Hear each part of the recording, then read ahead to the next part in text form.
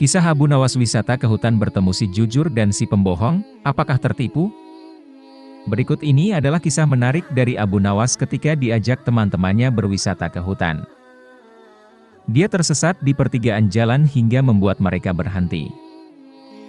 Sebab tidak berani untuk melanjutkan perjalanan karena khawatir lewat hutan yang banyak hewan buasnya. Lalu mereka bertemu dengan dua saudara kembar yang dikenal satu orang sebagai si jujur, satu lagi si pembohong. Suatu hari, teman-teman Abu Nawas hendak akan berwisata ke hutan. Namun tanpa Abu Nawas, perjalanan akan terasa hampa dan membosankan. Untuk itulah, mereka pergi ke rumah Abu Nawas untuk mengajaknya ikut serta berwisata. Abu Nawas tidak keberatan untuk ikut dan mereka berangkat dengan mengendarai keledai masing-masing. Perjalanan pun dimulai dan sudah menempuh hampir setengah perjalanan. Kini mereka tiba di pertigaan jalan yang jauh dari perumahan penduduk. Mereka berhenti karena ragu-ragu. Sebab di pertigaan jalan itu, dua sisi jalan memang menuju ke hutan, namun hutan yang mereka tuju adalah hutan wisata. Bukan hutan yang dihuni binatang-binatang buas yang justru akan membahayakan jiwa mereka. Abu Nawas hanya bisa menyarankan untuk tidak meneruskan perjalanan karena bila salah pilih maka mereka semua tak akan pernah bisa kembali. Bukankah lebih bijaksana bila kita meninggalkan sesuatu yang meragukan?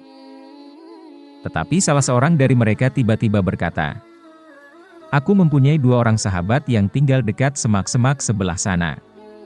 Mereka adalah saudara kembar. Tak ada seorang pun yang bisa membedakan keduanya karena rupa mereka begitu mirip. Yang satu selalu berkata jujur sedangkan yang lainnya selalu berkata bohong. Dan mereka adalah orang-orang aneh karena mereka hanya mau menjawab satu pertanyaan saja," kata teman tersebut. "Apakah engkau mengenali salah satu dari mereka yang selalu berkata benar?" tanya Abu Nawas.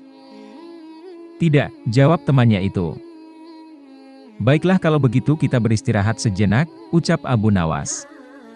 Abu Nawas makan daging dengan madu bersama kawan-kawannya. Seusai makan mereka berangkat menuju ke rumah yang dihuni dua orang kembar bersaudara itu.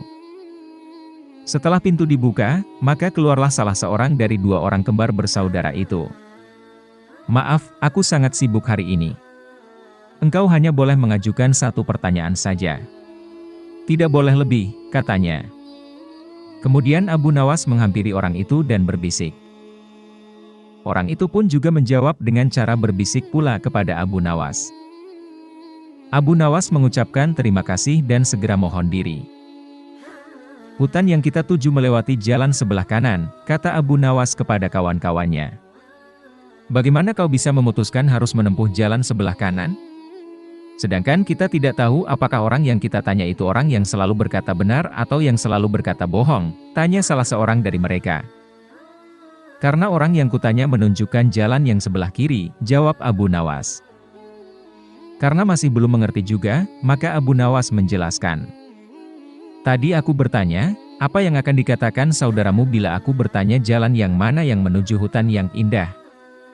Bila jalan yang benar itu sebelah kanan dan bila orang itu kebetulan yang selalu berkata benar maka ia akan menjawab, jalan sebelah kiri, karena ia tahu saudara kembarnya akan mengatakan jalan sebelah kiri sebab saudara kembarnya selalu berbohong. Bila orang itu kebetulan yang selalu berkata bohong, maka ia akan menjawab, jalan sebelah kiri, karena ia tahu saudara kembarnya akan mengatakan jalan sebelah kiri sebab saudara kembarnya selalu berkata benar."